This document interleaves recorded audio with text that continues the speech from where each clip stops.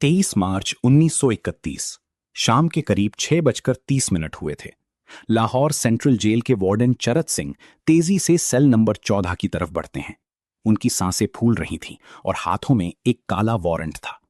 अंदर 23 साल का एक नौजवान बैठा लेनिन की बायोग्राफी पढ़ रहा था।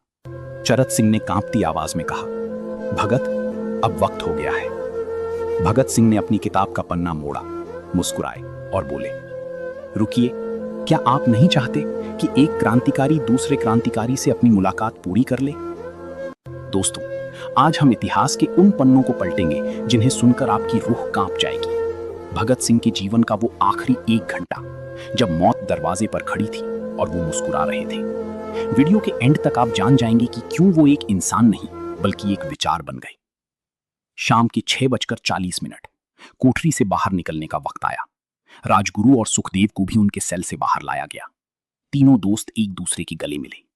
क्या आपको पता है उस वक्त वो क्या गा रहे थे? मेरा रंग दी बसंती चोला, माए रंग दी बसंती चोला। जेल के कैदी बताते हैं कि उन तीनों की आवाज में डर का नामो निशान नहीं था। जब उन्हें फांसी की तख्ती की ओर ले जाया जा रहा था, तब भी उनकी चाल में वही अकड़ और सीने में वही आग थी। रास्ते में भगत सिंह ने अपनी मां को याद किया, लेकिन आंखों में आंसू नहीं, बल्कि अपनी मिट्टी के लिए मर मिटने का गर्व था। 7:15 वे फांसी की चबूतरी पर खड़े थे। जल्लाद ने पूछा, कोई आखिरी ख्वाहिश? भगत सिंह ने अपने चेहरे से नकाब हटाने को कहा। उन्होंने चाहा कि वो खुली आंखों से भारत की मिट्टी को आखिरी बार देख सकें। फिर उन्होंने फांसी की फंदी को चूमा और उसे खुद अपने गले में डाल दिया। जेलर हैरान था।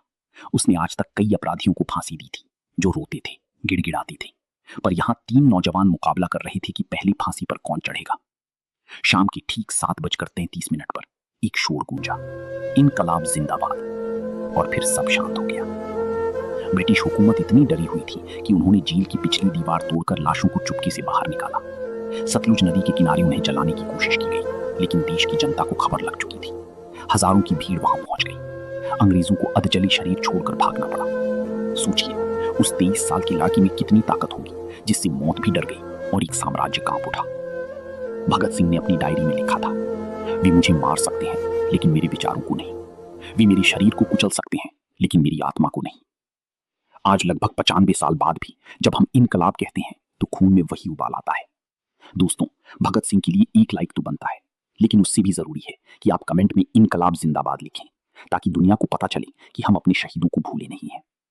अगर आपको ये वीडियो पसंद आई तो उन लोगों के साथ शेयर करें जिन्हें लगता है कि आजादी हमें बिना बलिदान की मिली है। जय हिंद।